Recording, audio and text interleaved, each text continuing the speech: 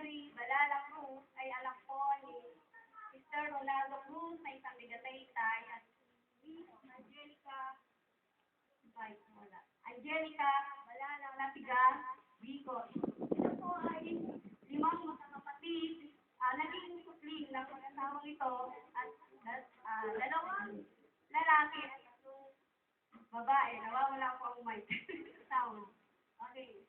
Alam niyo po, kung titignan niyo ang itsura ni Madyo, ay Madyo po kasi matawagin namin sa attention na po. Si Ate Madyo, kung tawagin po namin.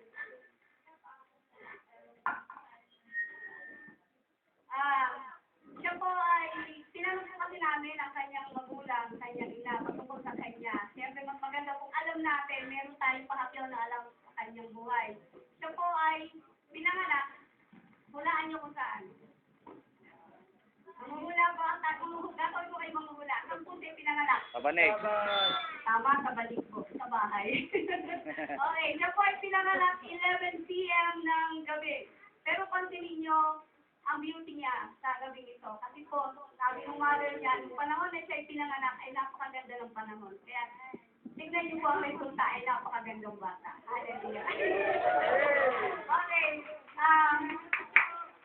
nung siya po ay bata pa, ang sabi ng mother po niya, siya ay isang batang palatawa. Baga, lagi nakangiti, pero nung bandang lumaki ay medyo parang lagi daw seryoso po. Pero nitong huli rin, ay nawala rin ang pagiging seryoso niya. Dikit tayo ng pagkain sa kanya. Baka tayo mapagod sa pagkain. Okay. At isa po sa pinakamahilig niyang kainin, kung gusto niyo pong maging close kay Madyo, okay, Ate Madyo, ito po ang mga sikreto, alamin natin. Okay. Siya po ay mahilig sa ice cream. Okay. Kaya pag gusto niyong mag-sip-sip sa kanya, bigyan niyo siya ng ice cream. At ang paborito po niyang color ay purple and pink. At ang hilig po niya ay kumain, matulog at manood ng TV. Sino po ang kapareho niya? Okay. Ito po ang isang bagay na maganda kay Madyo. Siya po ay bata o babaeng hindi matatakotin. Kasi tayo, kadalasan, meron tayong pinatatakot, pero si Madyo po ay hindi. Siya ay isang matapang na babae. Matapang na babae. At alam niyo, isang dahilan kung bakit siya naging matapang, noong siya ay nag-aaral sa ICTC, tapang niya, lumabang siya sa modeling, bakit sa isang modeling contest, ICTC. So, makikita natin, lumili tayo pagiging matapang ng Madyo. Okay, another po kay Ate Michelle.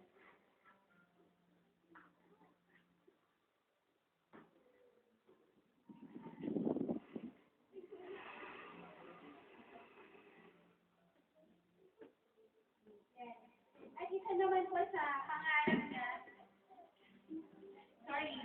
isa naman po sa pangarap niya ay yung matapos niya yung pagiging isang HRM at sumakay sa barko.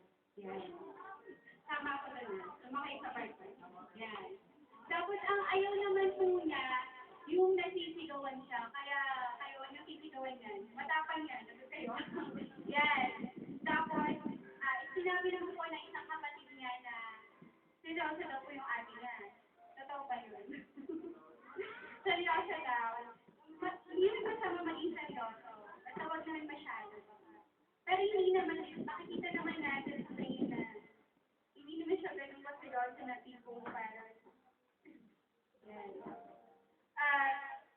Isa naman po din sa hindi makakalimutan ng family niya, nung mother niya, na yung nagkasakit siya, na yung time ng heart, nagkasakit siya, doon talagang nilapit ng mommy niya na lumapit sa kay God, na inilapit ng si Mario para talagang gumaling. At yun ay binigay nga ni God.